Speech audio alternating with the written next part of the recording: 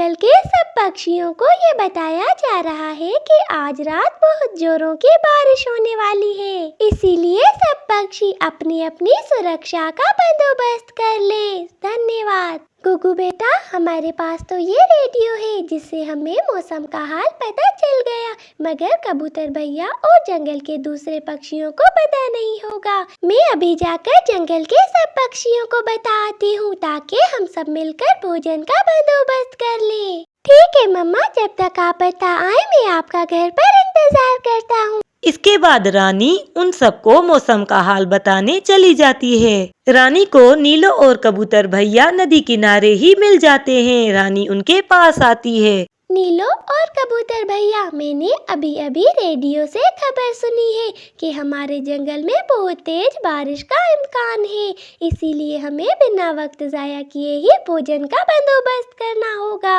रानी, तुम्हारा बहुत बहुत शुक्रिया जो तुमने हमें बताया। हम सब आज ही मिलकर चलते हैं और पास वाले खेत से दाना इकट्ठा करते हैं। आज ही किसान ने अपनी फसल काटी है। हाँ रानी, तुम बिल्कुल ठीक कह रही हो। हमें वहाँ जाना चाहिए और वहाँ से कुछ दिनों का दाना इकट्ठा कर लेना चाहिए ताकि बारिश के मौसम में हमें किसी किस्म की कोई परेशानी न हो। वो सब तो ठीक है कबूतर भैया, मगर हमें कालू भैया और कल्लू को भी बताना चाहिए ताकि वो भी हमारे साथ दाना इकट्ठा करे। पूरे जंगल में सिर्फ कालू कौवा ही एक बहुत ही आलसी पक्षी था। काम तो वो कुछ करता नहीं था, मगर बड़ी बड़ी बातें जरूर किया करता था। कालू जी, बहुत दिन हो गए हैं, आपने घर में कोई दाना नहीं लाया। आज घर में जो भी था वो भी खत्म हो गया है, इसीलिए जाए और कुछ दिनों का दाना जमा करके ले आए। कालू कौवा कल्लो की बात सुनकर बहुत परेशान हो जाता है और सोचता है कि अगर अभी इसने कोई बहाना न बनाया तो कल्लो इसे अभी के अभी ही दाना लेने के लिए रवाना कर देगी। और कालू का कोई मूड नहीं था इस वक्त दाना लाने को, इसीलिए वो कल्लो से झूठ बोल देता है। कल्लो, क्या तुम मुझे ऐसा समझती हो? मैंने तो पूरे महीने का दाना एक सुरक्षित जगह पर जमा कर रखा है, बस वहाँ से उठाकर लाने की देर है। तुम भोजन की चिंता मत करो। वाह कालू जी, आप तो बहुत समझदार निकले, मैं तो आपको निकम्मा समझती थी। अभी वो आपस में बातें कर ही रहे थे कि वहाँ पर उड़ते हुए रानी आ जाती है।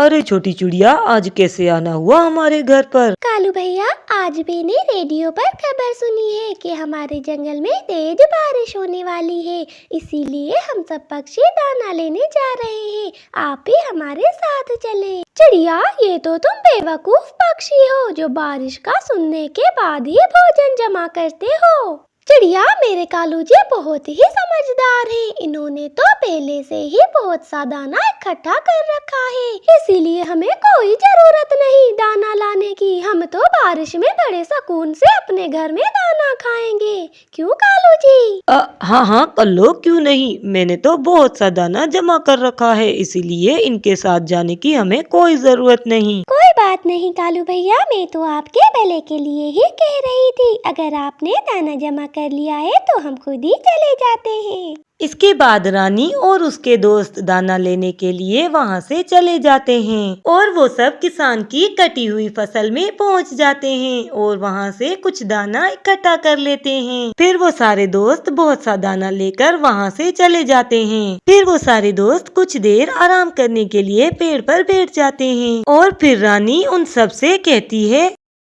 दोस्तों, हमने दाना तो जमा कर लिया है, मगर हमें ये पता नहीं कि बारिश के साथ तूफान भी हो जिससे हमारे घर भी गिर सकते हैं। इसीलिए मैं ये सोच रही हूँ कि आज की रात हम एक सुरक्षित जगह पर गुजारें। रानी, तुम बहुत समझदार हो, इसीलिए तुम बिल्कुल ठीक कह रही हो। हमें चलकर सुरक्षित जगह ढूंढ लेनी चाहिए। और आखिरकार वो सारे दोस्त मिलकर एक सुरक्षित जगह ढूंढ लेते हैं जहाँ पर वो आराम से रहते हैं। रात होते ही जंगल में तेज तूफान के साथ बारिश शुरू हो जाती है और जब उन सबको भूख लगती है तो वो अपना लाया हुआ दाना आराम से बैठकर खाते हैं। इधर कालू रानी की बात बात को मजाक समझ रहा था और उसे पता नहीं था कि जंगल में इतनी तेज तूफानी बारिश होने वाली है। कालू जी, चिड़िया की बात तो सच निकली, मगर हमें तो कोई चिंता नहीं। आपने तो बहुत सा दाना इकट्ठा किया है, जल्दी से वो ले आइए, मुझे बहुत भूख लगी है। कालू कौवा तो अब बड़ी मुश्किल में फंस चुका था, क्योंकि उसने तो कोई दाना इकट्ठा ही नहीं किया था, मगर क्योंकि उसने कल्लो से झूठ बोला था, इसीलिए वो सोच रहा था कि उसे कुछ न कुछ तो करना ही पड़ेगा। ठीक है कल्लो, मैं अभी जाता हूँ और तुम्हारे लिए दाना ले आता हूँ। कालू ने सोचा कि जंगल के पक्षियों ने तो बहुत सा दाना इकट्ठा किया होगा, इसीलिए क्यों न वो कुछ दाना उनसे मांग लाए। और बारिश में उड़ता हुआ कालू कौवा उन पक्षियों के पास जाता है, मगर वहाँ जाकर कालू कौवा क्या देखता है कि उनके घर तो तेज बारिश और तूफान में गिर चुके हैं और वहाँ पर कोई भी पक्षी न था।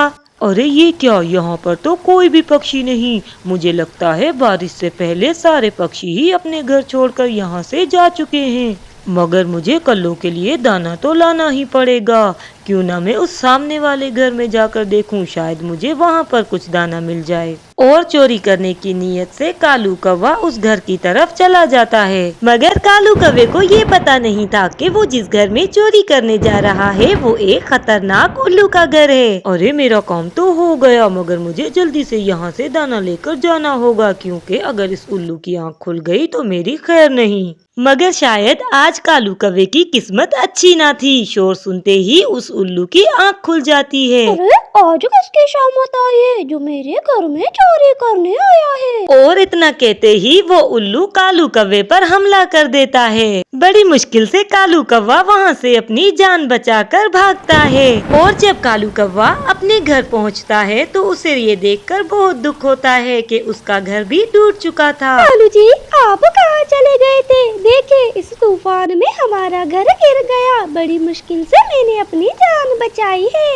कालू कौवा तो बहुत ही खामोश था, क्योंकि ये सब उसका अपना ही किया धरा था। उसने एक झूठ छुपाने के लिए कल्लो से 10 झूठ बोले थे, इसलिए अब उसने सोचा कि वो कल्लो को सब सच बता देगा। कल्लो मेरी प्यारी पत्नी, मुझे माफ कर दो, मैंने तुमसे झूठ बोला था, मैंने कोई दाना वाना इकट्ठा नहीं किया, मगर अब मेरा तुमसे वादा है, बारिश रुकते ही मैं तुम्हारे लिए बहुत सा दाना इकट्ठा कर कर रखूंगा। मैंने मेहनत से जी चुराया और तुमसे झूठ भी बोला, इसी वजह से आज मैं बहुत जलील हुआ हूँ। चलो अब हम चलते हैं और बारिश रुकने तक कोई सुरक्षित जगह ढूंढते हैं। कालू जी, ये आपने बिल्कुल अच्छा नहीं किया। कहते हैं सुबह का भूला शाम को घर वापस आए तो उसे भूला नहीं कहते। मैंने आपको माफ किया।